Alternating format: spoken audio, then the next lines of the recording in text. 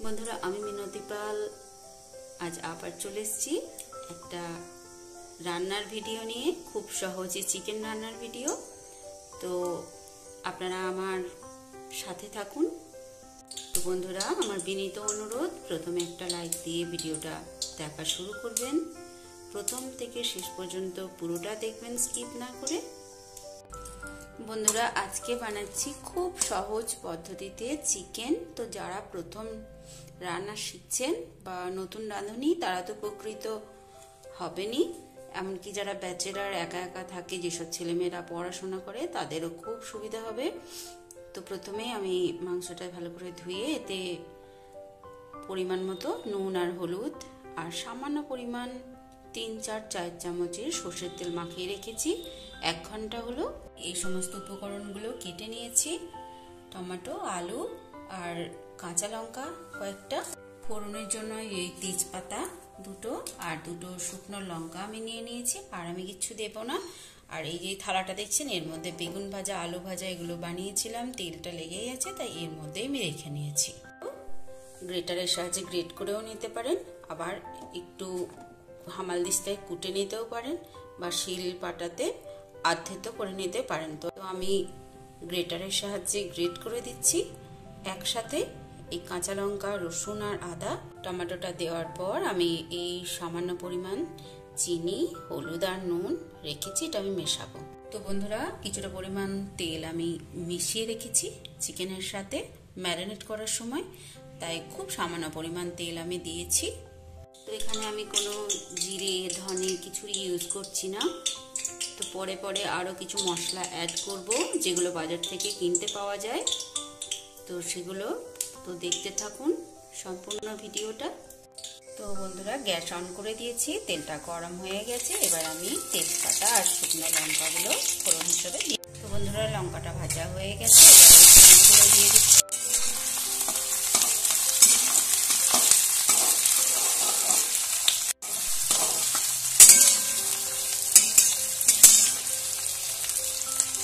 আলুগুলো এর সাথে আমি অ্যাড করে দেব। আবার আদা, রসুন আর লঙ্কাগুলো আমি গ্রেট করে নিচ্ছি গ্রেটারের সাহায্যে। আমি সমস্তটাই গ্রেটারের সাহায্যে গ্রেট করে নিয়েছি। আপনারা চাইলে হামালদিস্তাতে কুটে নিতেও পারেন, অথবা শিলপাটায় এরকম আধবাটা করে নিতেও পারেন।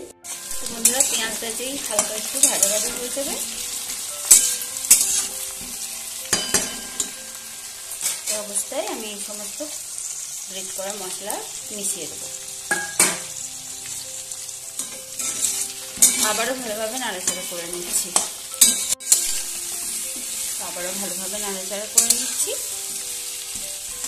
দিয়ে দিলাম টমেটো কুচি। আর টমেটো কুচি দেওয়ার পরে আমি যেটা দিয়ে থাকি, নুন, হলুদ আর মিষ্টিটা আমি দিয়ে দিচ্ছি। আবারও ভালোভাবে নাড়াচাড়া করে নিচ্ছি।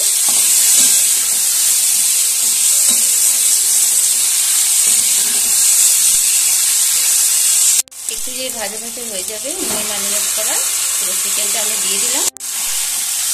আবারও নাড়াচাড়া করে নেব, গ্যাসের ফ্লেমটা লো টু মিডিয়ামে করে।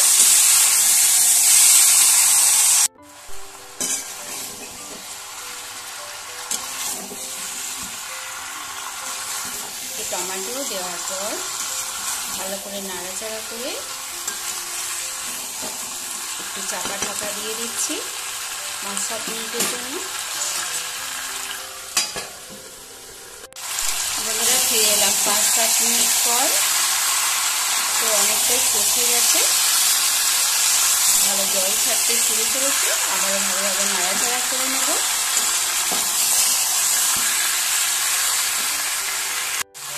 দিয়ে দেব সামান্য পরিমাণ জল।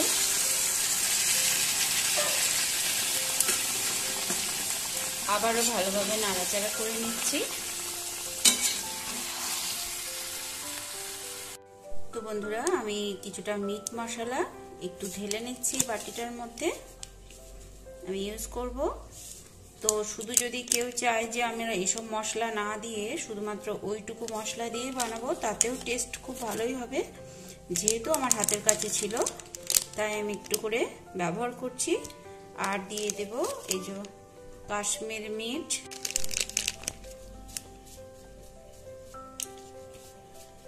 সামান্য পরিমাণই দেব।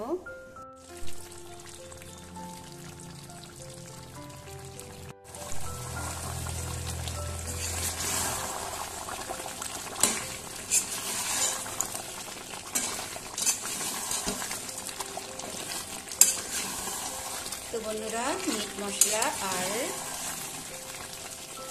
কাশ্মীরি মির্চ দিয়ে কাশ্মীরি লাল লঙ্কার গুঁড়ো আমি মিশিয়ে দিলাম।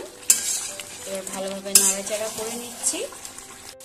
এবার দিয়ে দিচ্ছি গরম জল। গরম জলই দিতে হবে, তাহলে স্বাদ খুব ভালো হবে। আর সাথে সাথে ফুটতে শুরু করে দিয়েছে। এভাবে করে আমি 10 থেকে 15 মিনিট আর একবার ফুটিয়ে নেব। এবার দিয়ে দেব সানরাইজ শাহি গরম মশলা, কিছুটা পরিমাণ দিয়ে দিচ্ছি। আর দিয়ে দেব কয়েকটা চেরা কাঁচা লঙ্কা। তো যারা বাজারের কেনা মশলা খেতে চান না, তার শুধু এই কাঁচা লঙ্কাটুকু দিয়ে নামিয়ে নেবেন। নুনটা একবার চেক করে, তাতেও খেতে অসাধারণ হয়। নামিয়ে নেওয়ার পর আমি আবার আপনাদের সাথে শেয়ার করছি। তো বন্ধুরা, আমি এবার পরিবেশন করে নিচ্ছি।